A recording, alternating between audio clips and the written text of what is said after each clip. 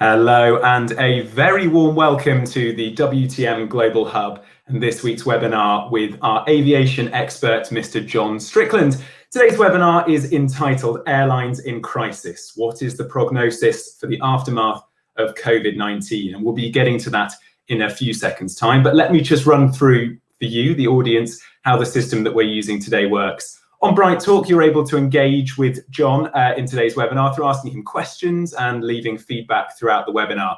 You'll find 3 buttons at the bottom of your screen, which will be able to then send us questions. And by the end of the webinar, we'll hopefully get round to a few of those. But as I said, it is a privilege to welcome John Strickland today to this WTM Global Hub webinar. The airline industry is hit a real tsunami, effectively, in the last few months with the COVID-19 crisis. Many airlines around the world are currently either 100% grounded or have minimal capacity. And we can expect to see many casualties, and even those that make it are likely to be significantly smaller and changed for the future. So what are the key influences on demand returning, and what do airlines need to do to survive in this crisis? Who might be left standing, and how is the industry going to be changed? And indeed, will it be changed forever? Luckily, John is the man to answer these questions, and so I'll head over to you, John, for a presentation you prepared for us.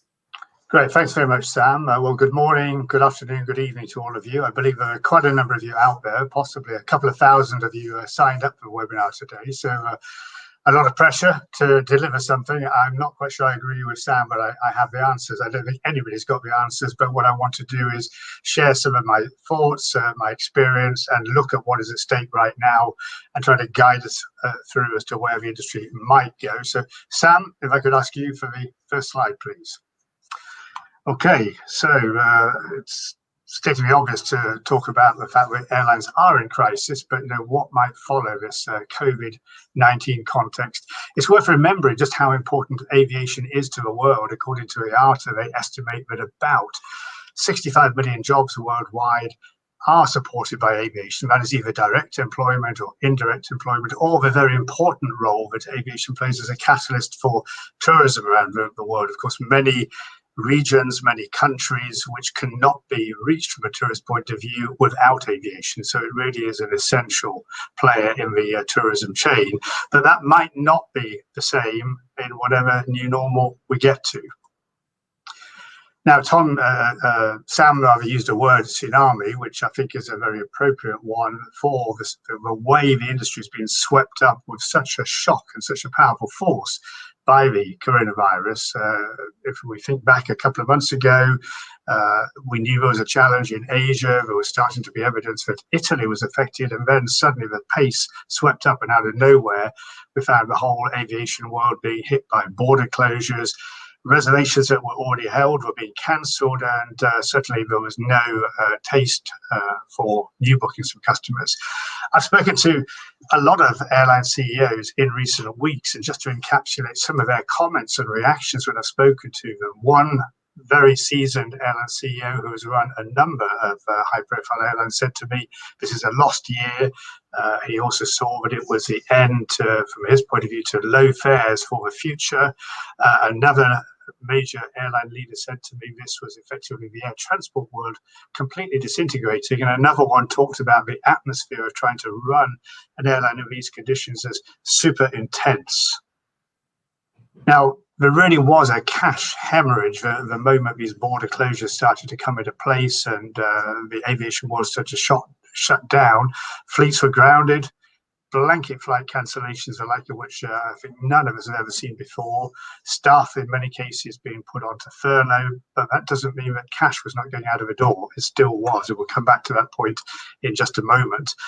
Looking at what this has cost so far, based on IATA, the airline industry trade bodies estimates, this was a chart they produced a few weeks ago. It's about a month old now. I'm sure they will be updating it, because every time they do update it, the figure is higher. They show that for this year, they expect around about a 50% fall in passenger traffic. Wherever you look around the world, it's not massively different. So perhaps USA is not quite so bad, simply because some domestic flights have kept operating, albeit with few people using them. And revenue predicted to be down by over $300 billion in a year compared to last year. which is more than half what would have been expected. And that reflects also that there's a loss of the high yield customer as well as those who are price sensitive travellers, so a much bigger impact than volume itself. As I mentioned, fleets have been grounded. There are thousands of pictures now of the 20,000 plus aircraft around the world that you can find all over the internet now. Here's just a couple of examples, looking at an EasyJet aircraft at Southend Airport in the UK and British Airways aircraft at Bournemouth Airport grounded. But as I mentioned, cash is still going out the door, even when an airline is hibernating. Aircraft such as those that we saw on the previous slides have to be maintained and kept in a state of readiness for possibly relatively immediate return to service. In some cases, with a different maintenance regime, they are simply mothballed but kept in pristine condition for much longer periods on the ground. And many of these aircraft now will be there for months, if not for years. And an illustration of an airline who is now flying next to no services is the IAG Group, which is a parent of British Airways and Iberia.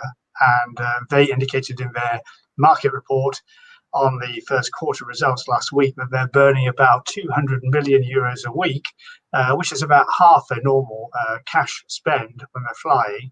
But that is with less than 5% of their normal flights actually operating. So it's an enormous amount of cash still be consumed to keep that airline alive, even though it's not doing significant amounts of business. It's obviously critical in this situation to cut staff costs as much as possible. It's one of the biggest bills for airlines, given the large workforces, not least of frontline staff, including pilots, cabin crew. And that can be achieved in many ways with reduced working. Many airlines have asked their staff to take unpaid leave.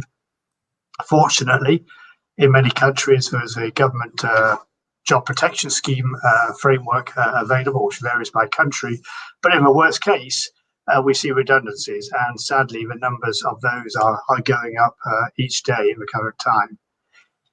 A brief but important word on airports. Airports, of course, are the essential partner of the airlines themselves, and ACI, the airport industry group here in Europe, the European part of ACI, announced this week that April traffic had more or less dried up to nothing, that more than 200 million passengers were lost to Europe's airports in the month of April alone. So it's just an eye-watering loss of throughput there.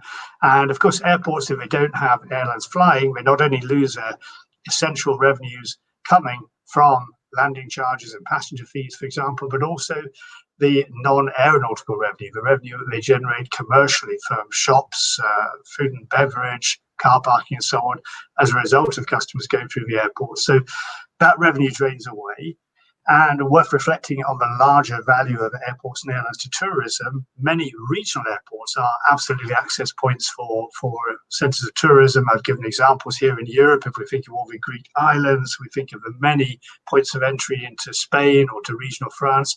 These airports, at the best of times, have smaller volumes of traffic and are not profitable. The simple fact is many of them may not survive now. This crisis, they may no longer be available unless local authorities or governments are willing to support them, and that itself will have an impact for future return of tourism. Back to the airlines themselves, how can they survive? Well, the strongest minority, and I'm talking about a handful of airlines, have liquidity. They've got cash in the bank. It's been good stewardship of their businesses, which have allowed them to build up cash reserves. As one airline CEO said recently, in this business, cash is king, but not all airlines have it. Some of them can survive a year or more, which is quite an incredible amount of time to stay in existence with no flights operating, no revenue coming in. They can also perhaps go to their shareholders for support, or they have credit lines available from their banking partners to build up extra liquidity. Other airlines, indeed a large majority, have only cash maybe for a matter of weeks or months. They have nowhere to go, unlike the aforementioned groups. So is government a bailout the solution to this? We hear a lot right now about governments getting involved or thinking to get involved with airline partners. State aid is another terminology in this context. It can be useful for governments to step in if they have the inclination to support well-managed airlines who just need that essential helping hand to get through these very challenging times. But it can lead to many inefficient airlines and indeed excessive capacity remaining in the marketplace when ideally, naturally, according to the rules of the jungle, it will disappear. And the challenge again is that can lead to a distortion of market competition. So we shouldn't be looking at blanket government support in any country. It should be really justified and assessed on a case-by-case basis. But it is happening. We already are seeing government involvement. That's the most difficult example we're seeing here in Europe, and apologies for any of my good Italian colleagues who may be listening in on this, but Alitalia, which is an airline that has been challenged for decades, and again, in terms of the laws of the jungle, would have disappeared, is yet again being renationalised. Government funding is going in there. That is arguably not helpful to the Italian market, where there are many other efficiently run airlines without political interference. The French government is increasing support to Air France, the Air France part of the Air France KLM group. They already have a stake in the airline, but they're providing additional funding to help the group through this exceptionally difficult period. But they're putting strings attached to that funding. They've indicated that Air France will not potentially be allowed to fly to certain French cities, which can be reached by TGV high-speed train within a 2.5-hour journey time. This is a bit of a hint of an environmental consideration coming in here. Lufthansa, of course, the German airline group, is also in need of liquidity to get it through the current set of circumstances. And there's talk that the German government could end up holding a stake of as much as 25% of the business. That's causing quite some concern to the current airline management. And over in the USA, we've also seen their government stepping in to bail out a number of their carriers with support, again, in some cases with strings attached. So what are airlines saying about the situation they find themselves in right now? Some snapshots here of the opinion. Air France KLM announced their quarterly results last week, and they talked about the need to transform the business to come to terms with the reality of the post-COVID-19 world. And that is something which arguably that airline group needed to do anyway. The CEO, Ben Smith, has said he wants to expedite the speed with which he transforms the group, particularly on the Air France side of the business. And they say they see a prolonged negative impact on demand. They don't expect recovery to occur for several years into the future, making a point about just how difficult this crisis is. IAG, which is a parent group, as I mentioned, of British Airways and Iberia, amongst other airlines, when they put their results out to the market last week, they said they don't expect passenger demand to recover before 2023. They'd indicated already at least a 50% cut to their capacity over the whole year. It's likely to be higher, I think, now. But they make the point that they expect to come out of this crisis as a stronger group. And the largest airline within IAG's group is British Airways, who themselves announced in the last 2 weeks plans for potentially 1/4 of their workforce to be made redundant. That's causing a lot of tensions in an expected consultation with unions and a lot of political interest here in the UK. But I think, tragic though that may be, it reflects they're looking into the future beyond the immediacy of the next few months and trying to get themselves ready to be in a healthy state, as they indicate, to be a survivor out of the COVID crisis.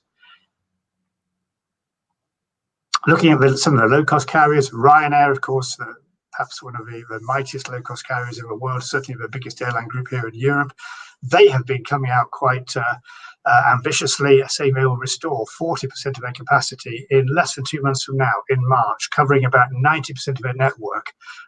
Even so, Ryanair, who themselves will report last year's results next week, they themselves expect at least a 2-year recovery, not before summer 22, before things are anything like back to normal. But whether they can restore this capacity in the level they're talking about here, I'm not completely convinced. There's a lot of hurdles in the way before we can do so, which I'll talk about shortly. Wizz is perhaps one of the most bullish on airlines that I've heard talking recently. The CEO, Joseph Varadi, who we expect to be speaking to as part of the ATM virtual online program in the next few weeks, he's come out saying he thinks Wizz itself will recover from this within a year, and indeed it will take steps into new markets. It's launched a number of flights in the last couple of weeks, for example, out of Luton, to a range of destinations. So they are still very optimistic. And as an airline, they can survive for about a year and a half. They have so much cash and liquidity available. Lufthansa, who I mentioned already, with the question of maybe the government taking a stake up to 25%, they cancelled any hope of a dividend for last year for their shareholders, perhaps not surprising. They indicated they're losing €1 million an hour, but they are talking about a slow restart of some of their flights, particularly short-haul European ones, early next month. And then looking at EasyJet, the other of the big three low-cost carriers here in Europe, they face the same challenges, and they will actually be reducing their fleet size. Unlike Wizz and Ryanair, who are going to grow, this is something they've stated already. There are going to be less aircraft to go around. That means they will have to cancel some services and close some bases. And if it wasn't enough of a challenge to deal with, they've got a battle going on very publicly with their shareholder, their founder shareholder, Stelios Hadjiianou. It's worth reading up about that because he's pushing for the airline to cancel orders for at least 100 Airbus aircraft they have outstanding. And he's actually looking to exert his shareholder influence to fire some of EasyJet's board of directors with an exceptional meeting coming up late next week on that topic. So some real fireworks there for EasyJet management to address. This is going to be a long, slow recovery. We can look at previous crises like the financial crisis of 2008 or the 9/11 terror attacks back in 2001. They were very geographically bound. They were very known reasons and cause of problems in the industry. This, however, is a global crisis, and it's one out with the control of us as human beings directly. It's a natural phenomenon which we certainly have not got to grips with yet. We are talking, as some of those sound bites indicated, of a recovery taking in the region of years, 2, 3, or even more years, rather than a few months away, as some optimists had indicated until recently. And there are just too many barriers to a rapid recovery. So I think it's worth spending a few minutes looking at what those are. It just gives us an idea of how complex this is. Well, the immediate one is borders being open or closed. Many borders are closed. We now have questions about countries introducing quarantine requirements if they've not done so already. Of course, for any international route to operate, we need borders open at both ends of the route. It's no use if it's only at one end.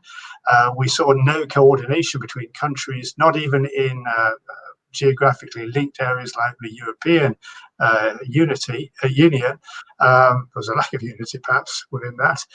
Borders closed on a fairly random basis, and it looks like they may open up on a fairly random basis. We have heard that Iceland, for example, and Norway plan to open their borders next month, but they may require quarantine restrictions if you are not clearly free of the COVID virus coming into those countries. The UK, on the other hand, which has not had a quarantine requirement up until now, nor has it closed its borders, is effectively acting as if it will close its borders by proposing a 14-day quarantine period sometime soon. Now, when this was mooted in the last few days, the UK's airlines were not surprisingly, along with the country's airports, furious about it. They've written to the government about the impact this will have of damaging any return to air services in the near future, and highlighting that there are other ways to address the challenge of this virus rather than closing down borders. So that's a particular challenge for the UK market. And Spain, who really ordinarily should be heading towards a peak of their summer season, which is already going to be crippled by this virus, adding salt to the wounds by talking about a closure of their own borders, or rather not closing the borders have been closed till now, but also introducing a quarantine limitation too.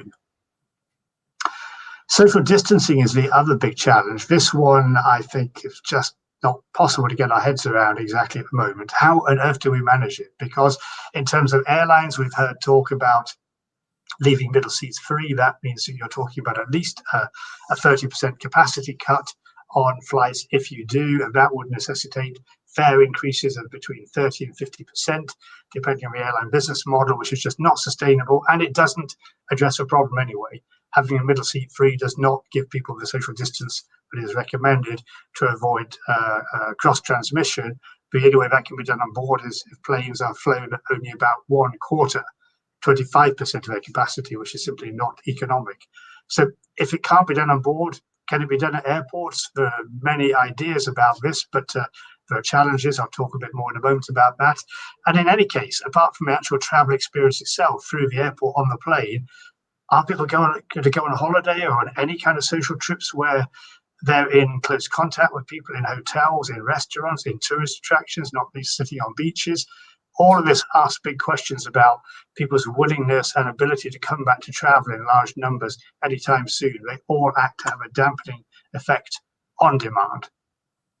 And of course, that feeds into the whole challenge of customer confidence, the psychology of regaining trust. Can we get customers to take more responsibility for their own health at home, check themselves out if they have a clue or a belief that they have this virus, to avoid even considering to go to the airport and travel? When people arrive at the airport, as I mentioned, it's a challenge to think how we handle the process of checking health. Already a lot of discussion is going on about this. I discussed this in an interview last week with a leader of CETA, the industry communications partner, and certainly she was making a point that we need to have technology solutions so that these can be done quickly and efficiently without massive dislocation, whatever it is, temperature checks, low touch by customers using their own devices for check-in and security and so on, to avoid the complication of cross-transmission there. Let's talk about health and immunity passports. If you have had the virus and are possibly immune to further receiving of that illness, or to pass it on, but there's no medical proof yet whether there is an immunity possible. So this is only an idea. Then, of course, as we've seen in the last week, many airlines introducing the requirement to wear face masks on board, but I see that a number of American carriers are telling their staff they can't force customers to wear the masks on board. So the whole thing leads to a lot of unease. There's even been pictures of people getting into fights on board planes about the wearing or not of masks. And then there's the issue of cleansing of aircraft, giving customers confidence that the aircraft are cleansed with adequate disinfectant or maybe ultraviolet means. But that again takes time, it takes cost. Is it going to affect turnarounds and the ability of airlines, especially low-cost carriers, to get the high productivity of aircraft they need? A lot of questions there and a lot of elements to bring back customer confidence. So those elements were not enough. What about the state of demand itself? These elements that I've just described impact the state of demand, but we're also expecting, as a result of the economic shock which the COVID-19 pandemic has brought, we're expecting deep recessions in a number of countries. We're talking about rapidly rising unemployment, whether it's in the USA or Europe. The Bank of England saying that the UK is likely to go into the deepest recession since the Second World War. What impact is that going to have on leisure travel? People can't afford to travel. What about businesses who would normally be key customers to airlines for their business travel needs if they simply no longer exist? Or the ones that do exist maintain travel bans they put in place now, and the broader adoption of online meeting technology. I'm personally a believer that there will always be a value in face-to-face, but I do think it's wise to imagine that the level of business travel is going to reduce structurally for as far forward as we can see.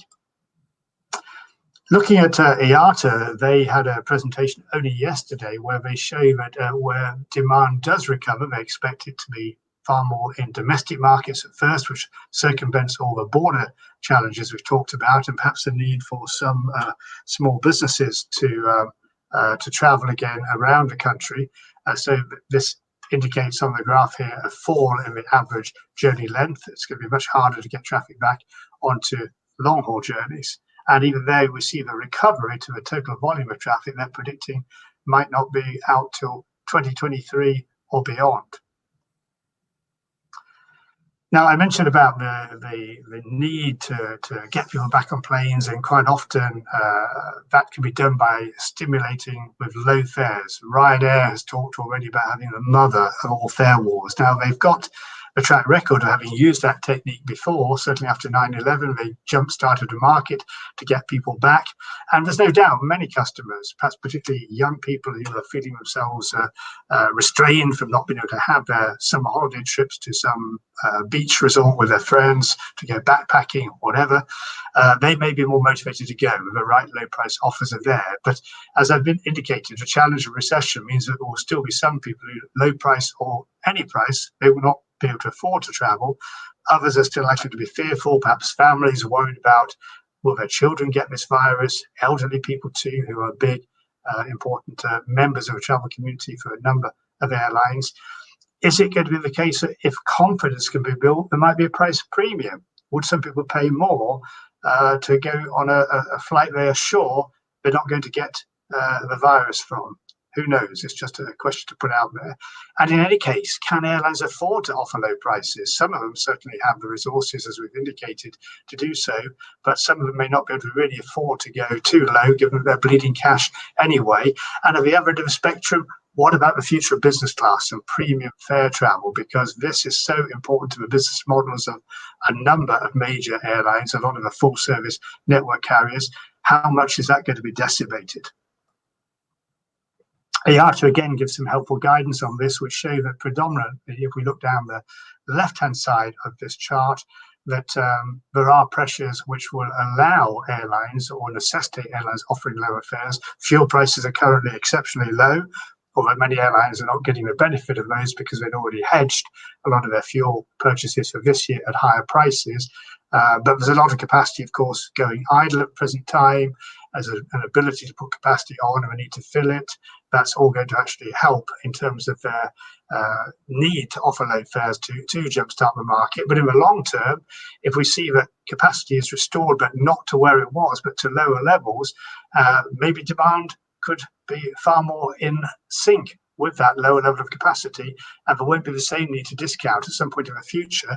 But even if we reach that speculative time, any time in the next year as we get flying again, we're going to see these increased costs coming in from the kind of things I mentioned about the whole procedures at airports, on flights, maybe less use of seat capacity, extra cleaning, lower utilization of planes, which push costs up. And if costs of operation are pushed up, the only way of surviving in the long term is price increases. So maybe we will still have low fares, but what we define as low may be a higher price level than the lowest fares available today. What about the winners and the losers in all this? I'm not going to speculate and lay bets on airlines in this section, but I think it's worth reflecting on what may actually happen to airlines in the marketplace. I think we've got to expect a radical change in the size of the industry and the shape and definition of those airlines who do win, who do survive this and ultimately come out stronger. I think managements are going to be looking around to learn lessons from what we see as the best practices of all kinds, be that in terms of cost management, aircraft utilization, staff terms and conditions, distribution technology and marketing. All the best practice elements are going to be looked at to try to embody in those airlines that survive. And I think we'll see the greater fusing of different elements typically applied in different airline business models. I'm just checking, am I still on air? Because my slide has gone back to my holding slide. Yes, you are, John. All good. My slide has gone back to the holding slide. I don't know why that is. Yes, everyone can see the slide. Don't you worry. No, but I've gone back to the beginning slide. I don't know why that is. I'm only seeing my introductory slide. Okay, let me just... So I don't know if you could just get me back to where I was, Sam. Don't you worry. Sorry, just two technical things. We'll just load it back up. I could see them along the panel at the bottom, but there we go. Yeah. Don't you worry, hopefully. Okay, thanks a lot for that, technical assistance. Yeah, so as I was saying, looking at the elements that will be fused in these business models, I think we could see elements of low-cost carriers, elements of long-haul low-cost network carriers blended together. We'll also see different aircraft taking a predominant role in the future to those that are the leading types today. So I'll mention a bit more about it in a moment. If we look at by carrier type, network and hub carriers, I think we're going to see an overall reduction in the scale of these carriers. They're not going to fly to the scale of operation we are today, which means there's probably going to be some spare capacity at a number of hub airports, potentially even those that have been full, such as, say, Heathrow or Amsterdam. And as I mentioned, I think they will be looking, these airlines, to a smaller size of large aircraft. So I put a little picture on here. As an aviation enthusiast, I think it may very sadly be the end of some of the larger aircraft like the Boeing 747, and big question marks about the younger but nevertheless very large Airbus A380. I think we'll see big twin aircraft being used more, whether that is the 777, the A350, or even a little smaller, the 787 family as well. That in itself means if the size of these network carriers shrinks, they may need less feed onto their long-haul routes, which could mean they run lower frequencies or even a smaller choice of short-haul routes. They've had pretty large networks today. That won't be necessary. And even there, to deliver feed, it could be that some of the regional jets of, for example, the size of the Airbus A220 or Embraer's E2 family, these could become more important vehicles as feeder aircraft into these hub carriers operations, somewhat smaller than the typical Airbus or Boeing aircraft used on those today. Now, low-cost carriers I've mentioned quite a bit about already. They have been winners in previous crises when money is scarce and those people who can fly are looking for the best and cheapest deal to do so, whether they're traveling on business or leisure. Undoubtedly, companies like Wizz, like Ryanair, will use this price mechanism to stimulate demand. But I do think this time around, it's a different kind of crisis. This COVID-19 crisis does seem, as I've suggested, so much more complicated than previous experiences. And add into that the elements that I've said about the challenge of social distancing, at least before we get, maybe, if we're fortunate, a vaccine or a cure, could limit the success of low-cost carriers in some areas of operation. It's just a wait and see on that one. Now, low-cost long-haul, which is a model that has proved itself undoubtedly to be popular with customers in the last few years. We've got AirAsia X out in Asia, we've got Norwegian here in Europe, and a number of other airlines in other parts of the world at a smaller scale. Customers wanting these flights is one thing, and availing of low fares for long-haul trips, but to make money is another matter altogether. Most of these airlines have not made sustainable profits, and the one which has been going through the biggest pain recently is Norwegian. They have indicated now they're likely to be grounded entirely as a business for unbelievably a year. Out of a fleet of about 130, 140 or so aircraft, they're only flying about 6 or 7 currently, and they're largely being operated on government-supported domestic essential service routes within Norway. They succeeded in getting shareholder support to turn debt into equity at a big special meeting last week, and that should give them a trigger to receiving some of the government bailout money that I mentioned from the Norwegian government. But they've said not only do they expect to be grounded for a year, but they will come back possibly as a new Norwegian. I've just taken a little extract of what they've said this new Norwegian may look like, with about 100 aircraft in any time from a year onwards, which will be mainly focused within their birth markets of the Norway and Scandinavia, but possibly still some long-haul flights. But either way, it's going to be a much smaller long-haul low-cost carrier than today. And they say a week is a long time in politics. I would say a day is a long time in aviation. So to talk about this shape of a new Norwegian in a year's time or 2 years' time, it's anybody's guess. Whether they get there or not remains to be seen. The mighty Gulf carriers, they've had their challenges in the last couple of years. Life has not been as rosy for them. Qatar Airways has faced sanctions imposed on its country of base. Etihad has been shrinking back and getting out of some of its investments and cutting its own flights. And Emirates too has had a rougher ride as competition has increased with more direct long-haul flights and governmental threats about some aspects of its operation. But all of them now, like everyone else in the world, are hit by this COVID crisis. And I would expect these three big Gulf carriers will restructure their networks. All of them use the A380 aircraft, but none to the same extent as Emirates, who of course has got well over 100 aircraft in its fleet. And I would expect we'll see a redefinition in particular of Emirates' network going forward. They had already indicated they were reappraising for an era beyond the A380. They hadn't expected that to be anytime soon, but I think those plans will have to be expedited at a greater pace to adjust the scale and shape of the network with smaller next generation aircraft as they start to come in. And they will be getting new Airbus A330s and Boeing 787 aircraft into the fleet. We have an exclusive one-to-one live webinar with Sir Tim Clark in a few weeks' time as part of the ATM virtual online event. So there'll be more news about that coming up very soon. So perhaps last couple of comments to come from me. We haven't to this point touched on the environment. I would just like to do so now briefly, because this, of course, is an issue which has gone up the agenda in recent years for aviation. Understandably so, aviation does have an impact on the environmental challenges we face. And many questions were being asked about that already. We've also already seen flight shaming, which has had a big impact in the market where it began, Sweden, but it has spread to others too. If some people take the view that this COVID-19 pandemic is a kind of a warning from nature, I think we will see, indeed, the example I gave earlier of Air France government directive about which routes can be operated, we will see more pressure on aviation and its credentials as far as the environment is concerned. And that in itself will be a tendency to put a lid on some aviation development.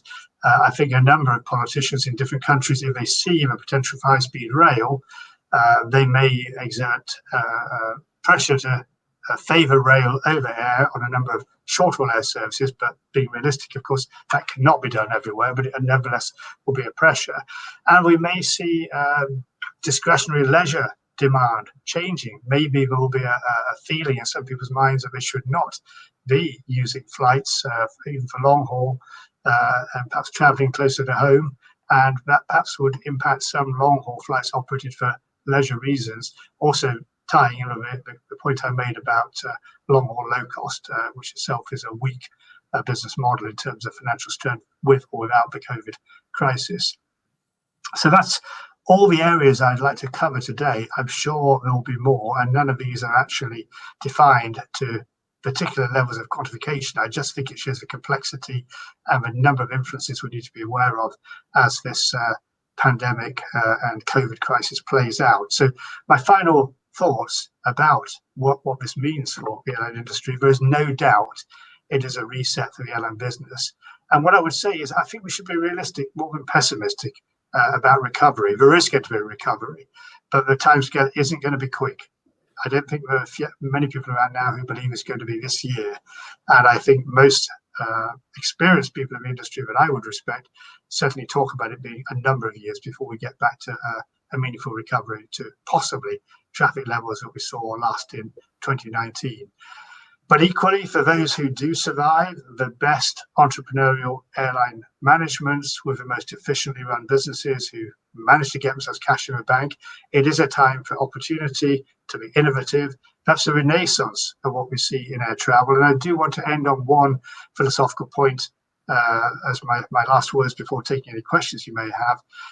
We are going to see a new aviation order, and I would like to think that will be something which is a force for good for humanity, that aviation will be seen to play the essential role that it does in our lives today, for our own needs to travel, to visit friends and family, for our business needs, and obviously for many of you working with the tourism industry or listening, as an essential partner to the global tourism industry.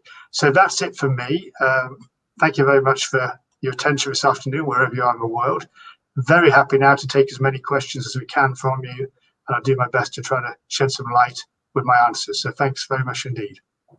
I'm just going to have a sip of water, if you don't mind, so excuse me. Of course. Well, while you do that, thank you very much, John, for that incredibly comprehensive overview there of the entire aviation industry. That was fascinating. And as John mentioned, if you'd like to send in some questions for him to answer over the coming 20 minutes or so, just hit that question mark box at the bottom of your presentation screen, and we'll try and get through as many as we can. But first off, if you may, John, may I ask a few questions of my own? I guess on a broad sense, is this the greatest challenge that global aviation has ever faced? I think it is, because when it began earlier in the year, we saw it was initially confined to Asia. Certainly it was having a big hit on Chinese carriers and other airlines flying in and out of China. Then we seemed to witness a kind of migration to Italy. Wasn't quite clear why was being affected, but it still seemed as if it would be limited. And as it began to accelerate, there was still comparison drawn with other crises, like, we can refer to 9/11, we know what happened there and how we recovered from it. And indeed, SARS is another example of a virus having an impact, but it's just accelerated so much. We've never seen the practically total grounding of global aviation going on for nearly 2 months now, and with no clear roadmap as to when we get this recovery. So undoubtedly it's the biggest crisis we've ever had. And it's worth mentioning that United Airlines, the US carrier, said a couple of weeks ago that they used to use 9/11 as a basis for all their crisis planning. They didn't imagine anything could ever happen that could be worse than that, so they could be ready for another 9/11. They could be ready for anything. They said that was so wrong. They had to start again right at the beginning on the drawing board based on what they're going through now. Of course, and that really puts into context, doesn't it, just how impactful this whole thing has been.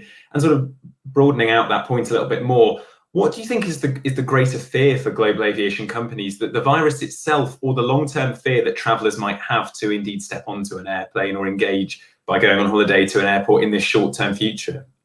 I think it's the second. I think it's the unknown about the shape and scale of passenger demand. One, how to bring back the confidence that we talked about on the slides. And secondly, how can that be actually sustained in a way that airlines can still function as commercial businesses and trade profitably? It's a very unknown combination of factors at the present time. Of course, of course. Well, we'll move on to some questions now from the audience. And like I say, you can send questions to John by using the question box at the bottom of your screen. We'll move on to one first from Sarah Miller from the Wall Street Journal. She asks, which handful of airlines do you think will survive? John, is there a certain model, you kind of intimated it during your talk, that a certain model might thrive better, but which airlines in particular do you think are going to come out of this in the best state? Well, I think, as I mentioned, those who have managed to get to a position of having liquidity right now, having cash in the bank, and it's a fairly small list, and I indicated already the IAG group here in Europe is a very well-managed business. It's got a good level of liquidity and has access to more if it needs it, and it's not waiting to see how this plays out or hoping it can live from month to month on the basis of government furlough payments. It's looking beyond that, and that can involve taking some more pain, but it's just as anything else in nature, survival of the fittest. So they're doing that. The low-cost carriers that I mentioned in Europe also are in the position of having cash in the bank. Joseph Varadi, the CEO of Wizz, mentioned cash is king in this industry, but he came from the fast-moving consumer goods business before he joined the airline world well over a decade ago, maybe 15 years ago. And he was astonished joining the industry how little focus there was in having cash in the business and in managing costs. So senior executives of his ilk are still in the minority. So it's not so much who will survive, it's the large number who may not survive or will certainly be damaged, unless, as I mentioned, this question of state aid comes in and airlines are propped up, possibly without legitimacy. And on that point, do you think that is in essence why you see some of the low-cost carriers being a lot more bullish, as you mentioned, in terms of Ryanair and Wizz Air both came out quite quickly back in March and April saying we have enough money to survive for X number of years, even with no flights? Do you think that's part of their reaction is because of those forces you mentioned? They're unlikely perhaps to receive the same government aid as, say, a legacy carrier would? Yeah, I think it's a combination of factors. They know, especially Ryanair from previous experience, that they have got themselves through these crises by being aggressive and getting out there and selling low to get people back on board. But they know they can only do that by having the cash to support them. Ryanair's been pointing out in the last couple of weeks about what they see as wrong state aid. They list every airline in Europe who is receiving some sort of government support, and they're making complaints to the European Commission about that, and they're talking about distortion of market competition and maybe bias between certain airlines of certain countries.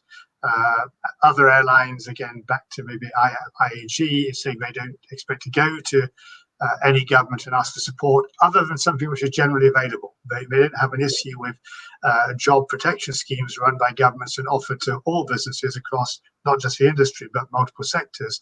But they see it as their duty to manage their own house, to get their own house in order, to go to their own shareholders or their own financiers rather than to governments. But they, of course, are going to complain loudly if they see another airline pick up some support which they don't regard as justified. Of course, of course. Moving on to a question now from Mark Roach. What should airlines be doing now to engage with their customers and retain sort of customer loyalty in this period where there's going to be an awful lot of reflection going on for these airlines with no flights on? How can they target themselves to respond in a good way through customer loyalty?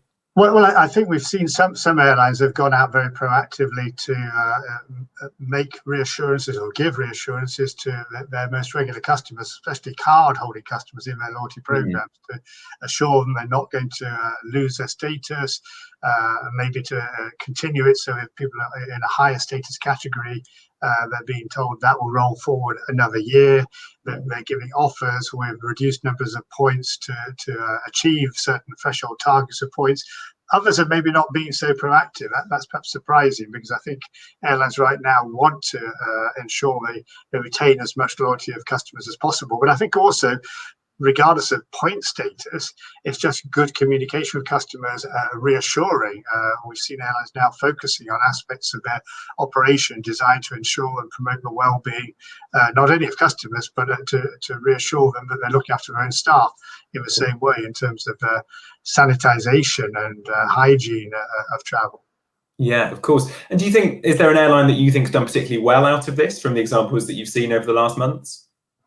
It's quite early because, we're still in the midst of all this. I think there are some who've been more proactive about it than others. I think Delta was one that comes to mind, where they've run a number of promotional exercises and marketing messages focusing on what they're doing in terms of keeping those aircraft in tip-top hygiene condition.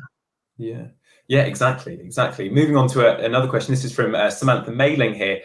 When do you think the UK Foreign Office will lift its advice, which advises against non-essential overseas travel? And what conditions do you think are needed before that advice can be changed from your position as an aviation expert? I mean, that's a challenging question to answer. I mean, better to ask the Foreign Office, but I mean, who knows? We still have a lot of challenges here in the UK. I mean, the UK is one of the countries that has the highest level of deaths, either in absolute terms or even on a per capita basis. So we're not yet remotely out of the woods yet. We had the UK Foreign Secretary, of course, just this week saying lavish foreign holidays for people from the UK this year were looking pretty unlikely. That again is putting a dampener on any expectation of easy travel in the next few months. So it looks like, as one of the airline CEOs said to me, this is going to be a bit of a lost year for quite a number of markets, because governments are, in the main, understandably slow to move. It's only where we see exceptions like Iceland, as a small country that has done very well in its testing for the virus, but is now more able to move forward to open up borders again. Of course. One here coming in from, sadly, this person hasn't left their name, but it's a fantastic question. Do you think some airlines have been guilty during the boom years of aviation, not building up enough of a sufficient cash supply and revenues that's now put them in a more precarious position now? Well, it is a very good question, and certainly carriers in the USA have been criticised massively about this, because if we look at the big three network groups, Delta, United and American, in the boom years, when their profits were very substantial, they were offering significant discounts to shareholders. There were executive bonuses being paid. They were buying back shares. And certainly I've seen industry commentary saying that if airlines would want to get support, be it from their customers or from governments in the tough times they're now facing, they need to be shown to be more responsible in the good times too, and not just come running when times are as bad as they are now. Exactly. And talking of kind of running when times are hard, this is a question that's come in from Martin here. Do you agree with the public backlash against Richard Branson to get government support? There's been a lot in the British press, particularly about Branson asking the UK government for help to support Virgin Atlantic. What's your opinion on the backlash that he's received? Well, I mean, there's very divided opinion about the subject. I mean, Virgin, when it began in the 1980s, was a challenger brand, very much a maverick airline, represented by the very image of their then young owner, Richard Branson, prior to his knighthood. I think that identity is somewhat lost now, and given that their largest shareholder is the most powerful airline in the world, most profitable, Delta, again, the ethos may be there in terms of service, and certainly they have a loyal following, particularly for their premium product, Virgin Upper Class. But I don't think there is, the evidence is there in terms of what we see in the media coverage. There's not uniform support for Virgin. Of course, we've just heard that Richard Branson is going to sell his stake in Virgin Galactic to put up more of his own funds to support the group. I think they need to be seen to be doing everything they can themselves to put themselves into a better state of health and onto a firmer financial footing. And what they announced last week, I think, was exactly the kind of thing that they needed to do. They announced that they would shrink their network. They would come out of Gatwick, consolidate operations in Heathrow. A number of routes would be dropped. Sadly, that means job losses. I think just in terms of competition dynamics, it's good to have airline choice around. That's always good for customers, but it should be possible for Virgin to operate profitably, and that ideally should be done without government intervention. Super.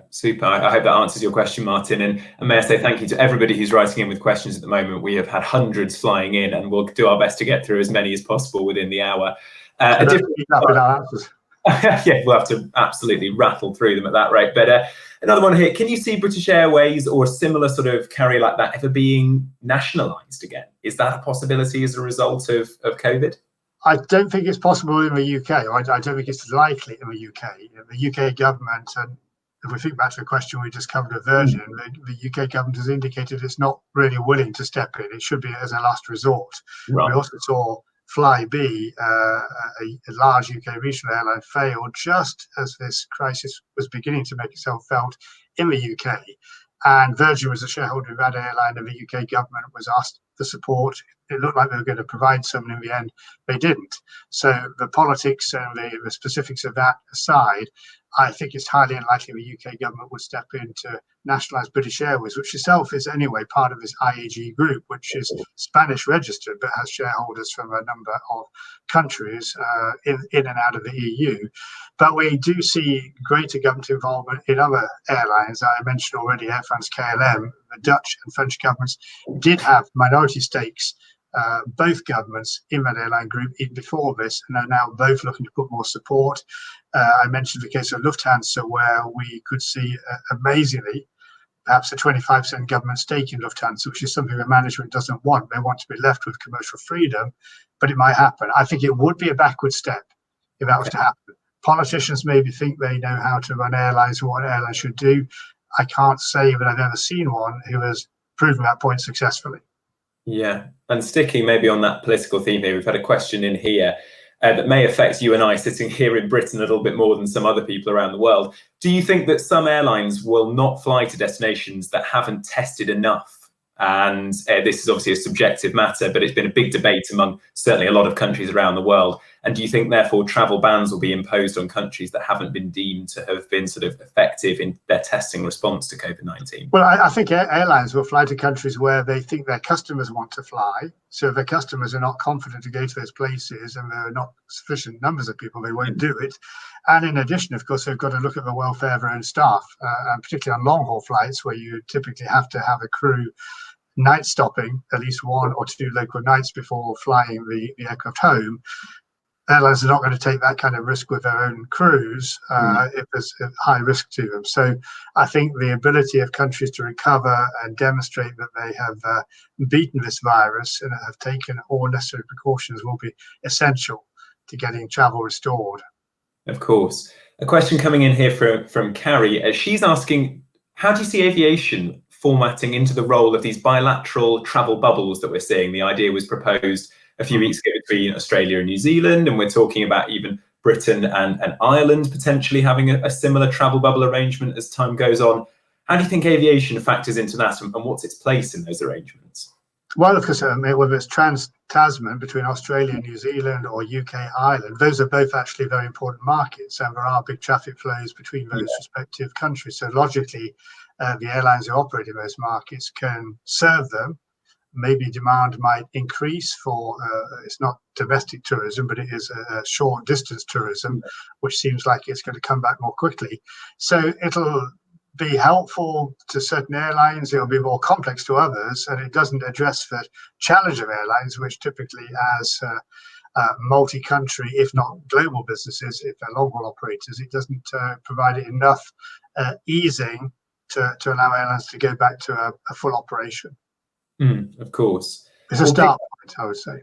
Yes, of course, of course. And now we'll pick up on that point that you ended your presentation on, actually, about the idea of the sort of the possible renaissance in the aviation industry, and that this should be looked at as a time to sort of analyse the way that practices is done within the industry to then bring it forward and sort of launch a renaissance.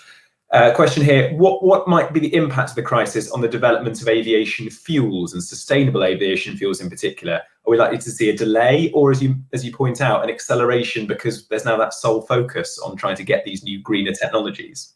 Well, this is something I think the industry is going to lobby for, because it'll be easy for that focus to be lost. And I'm not talking particularly about the airlines, but governments who are now going to be cash strapped to restart their economies, to look after people's livelihoods, as we're seeing now with, for example, job furlough schemes. We cannot, on the one hand, beat up the industry for not having good enough environmental credentials, and then for politicians and governments not to invest, and indeed invest more quickly in development of, for example, biofuels and more efficient ways of operation, because airlines have been doing some of their own tests. We've seen limited development of biofuels, but I think that work does have to speed up, and not just in terms of fuels, but other elements to improve the environmental credentials of aviation. That can include better air traffic control management, so there's less need to circle around and hold, or queuing up at runways for departure. The time now when there is much less pressure on airways, air traffic control territory, ground capacity at airports, we have spare capacity. We should use this time to really expedite those efforts, because whatever some people may think, we do need aviation for the 21st century. I believe for some considerable time it's not going to be back to the levels we've seen, but that doesn't mean stop the work.